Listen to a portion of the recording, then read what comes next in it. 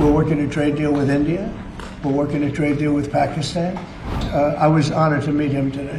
What Pakistan tries to do is embrace the United States in some sort of diplomatic partnership, pretend that they are actually on the same page as the United States in order to win immunity and also to gain hundreds of millions, if not billions of dollars. A former Pentagon official has raised serious concerns on Pakistan's intention to have lunch with US President Donald Trump. This comes as Pakistan's Army Chief General Asim Munir, who is currently in the US, arrived at the White House to meet President Donald Trump. A White House itinerary for President Trump shows his lunch meeting with the Pakistani general. The Trump-Munir meeting comes after reports speculated on the possibility of Pakistan aiding Iran during its ongoing conflict with Israel. After meeting Munir, Trump addressed media at Oval Office and shared details of meeting with the press. Trump said he wanted to thank Asim Munir for not going to war with India. This comes as Prime Minister Narendra Modi had made it clear to Donald Trump on a phone call that US had no role in the mediation between India and Pakistan during the Pahalgam attack and then Operation Sindoor. A White House spokeswoman also believes that Trump had lunch with Asim Munir because he is likely to back the US president for a Nobel Peace Prize. Ultimately, I think Pakistan is acting insincerely to further its own interests. Look, Pakistan is a terrorist state. It's scared to death that it's going to be held accountable for its terrorism. Traditionally, what Pakistan tries to do is embrace the United States in some sort of diplomatic partnership, pretend that they are actually on the same page as the United States in order to win immunity and also to gain hundreds of millions, if not billions of dollars. I wouldn't be surprised to see if that is what Asim Munir is not doing now. Right. Now, President Trump and the CENTCOM chief have recently declared Pakistan as US's close ally against tackling international terrorism. But US on the same side has also apparently felicitated Pakistan in getting financial aid from the World Bank and the IMF. How is all this playing out? Remember that during World War II, Franklin Delano Roosevelt talked about Joseph Stalin as a close ally. This is diplomatic rhetoric. It's not reality. Everyone sees Pakistan for what it is, except perhaps for Donald Trump. So, while Donald Trump and the commander of U.S. Central Command may whisper sweet nothings into Pakistan's ear, it's because they want something from Pakistan. What I'm arguing is that nothing which we could gain from Pakistan is worth the price of having Pakistan as an ally. Right. Now, you said that, the U.S. is seeking some kind of a gain. What is your impression? What could that gain be? Well, when it comes to President Trump reaching out to Pakistan against the backdrop of the Israel-Iran conflict, what the United States position is now is that Iran needs to surrender its nuclear program completely. On one hand, this could be a Pakistani interest. I lived in Iran shortly after the 1998 Pakistan nuclear tests, and most Iranians at the time thought those tests were directed at Iran itself. Iran and Pakistan are competitors, even if sometimes they find themselves cooperating. So is it in Pakistan's interest for Iran to give up its nuclear program? Yes. President Trump is probably trying to make that case. If it's in Pakistan's own interest, however, we shouldn't pay Pakistan a single dollar for achieving what's in Pakistan's own interest. At the same time, if Iran's nuclear program is going to be eradicated, it may take infiltration of U.S. forces special forces, and we may be gaining permission for that. If we are going to truck out Iran's nuclear supplies following the conclusion of hostilities, those supplies need to go somewhere. And so perhaps there's some discussion that Pakistan could receive those supplies.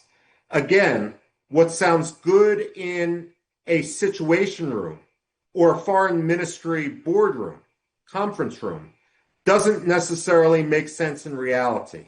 There is no way that Pakistan should be paid for cooperation or should be the recipient of any Iranian nuclear enriched material. Right. Not very often do you see a military chief walking into the White House to meet the president here for a presidential lunch. How do you see all this play out? This is the Republic of Pakistan, but you don't have the prime minister representing Pakistan. In fact, you have the army chief walking in. Well, first of all, President Trump is enamored with generals. We've known that since his first term. Second of all, it's reality that Asim Munir has more power than the Prime Minister of Pakistan. That's always been the case with the Pakistani military and specifically with the ISI. And so Donald Trump is simply reflecting the reality without the diplomatic polish. But there also may be something more going on here.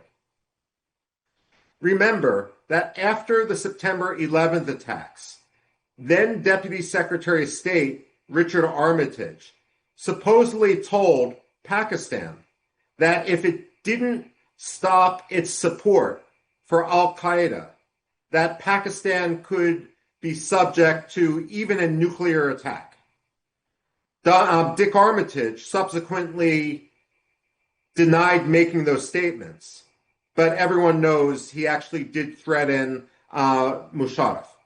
Now, the issue becomes, did Donald Trump tell Asim Munir that his actions risk a covert response, which the Pakistanis will not be able to abide, will not like? In effect, is Donald Trump threatening Pakistan in private simply to allow it to save face in public? I wouldn't be surprised if there's some element to that in Donald Trump's decision to meet with Pakistan's army chief rather than with a civilian elected prime minister. Right. Now, this meeting here today, this lunch meeting here today at the White House, what message is it really putting out or signaling out? And how is China really taking all of this in, considering China is also very close to Pakistan? Well, perhaps China's chief interest is that much of the oil, at least 44% of it, which comes out through the Persian Gulf and the Strait of Hormuz, goes to China and Asia. And therefore, if a conflict continues to disrupt supply through the Strait of Hormuz, China is the big loser there, not the United States, not Israel. And so China does have a direct interest in this conflict quieting down. When it comes to Pakistan itself, however, can you repeat the question? Sorry. With this meeting happening here at the White House today, how do you see China, what kind of a messaging is going out, and how are the Chinese interpreting this whole thing? Well, I'll stand with what I said with regard to China. 1, 2, 3. Pakistan is a Chinese proxy, and it would also not surprise me if some messages were being passed not only from Trump to Asim Munir, but if Asim Munir was delivering certain messages to Trump from China at the same time. Pakistan, on one hand, is a terror sponsor. On the other hand, as prickly as Pakistani officials can be about their sovereignty, Pakistan is hardly an independent country anymore. It really is a satrapy, a proxy of China. And so we need to recognize Pakistan in that context as well. Now, Prime Minister Modi did have a conversation with President Trump earlier, and they did talk about, India's what is India's role here and what is India's concerns when it comes to Pakistan. Do you think Donald Trump would put that out to Asim Munir today? Certainly, Donald Trump might. The problem with Donald Trump is, number one, he doesn't really have a full sense of history. Number two, he's prone to moral equivalence. And number three, he will put other countries' national security below his own desire to win a Nobel Peace Prize. And hence we have rhetoric before the Munir went in to the White House that Donald Trump had said that Asim Munir, Pakistan, was America's best friend, America's friend, this effusive rhetoric, which really is insincere and has no meaning. If Donald Trump doesn't understand that he needs to shred the moral equivalence and call out who is right and who is wrong, the conflicts in the region, be it between Pakistan and India, or more broadly with Israel, Iran, and Pakistan, are going to become much worse before they become better. Right.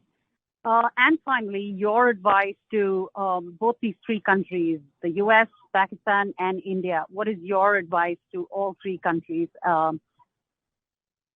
My advice to Pakistan is to cease its terror sponsorship.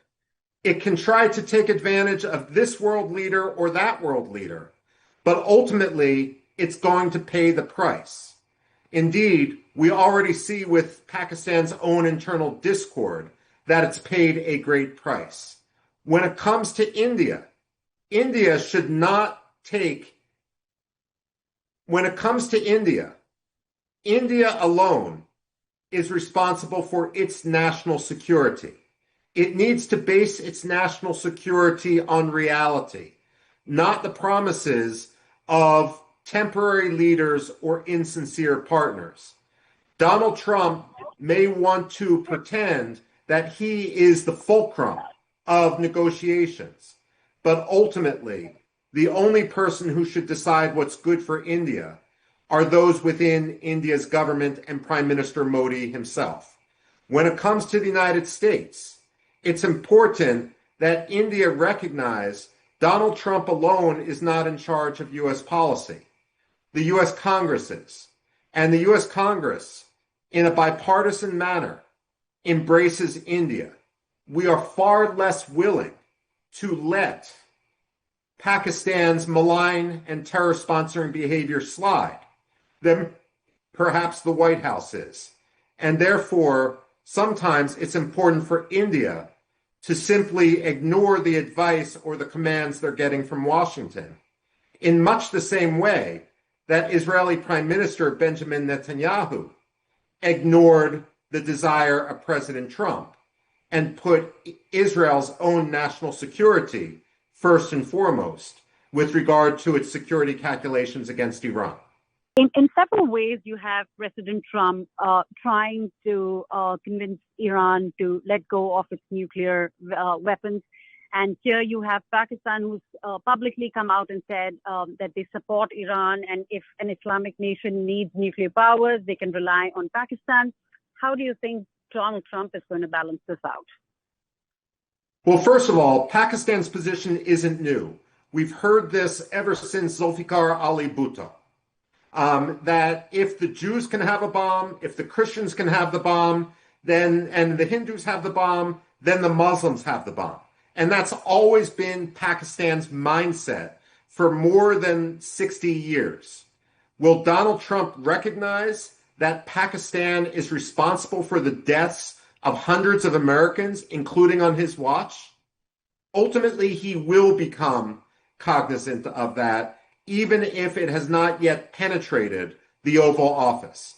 Remember, 90% of the explosive precursors, which were used in improvised explosive devices inside Afghanistan, came from one of two factories in Pakistan, and the Pakistani government purposely didn't intercept those. There is little mood in Washington for Pakistan's nonsense. And if Pakistan believes that it can fool the United States, then ultimately Asim Munir is going to end up like his Iranian military equivalents. That is either burned to death or in a smoldering crater spread over hundreds of yards.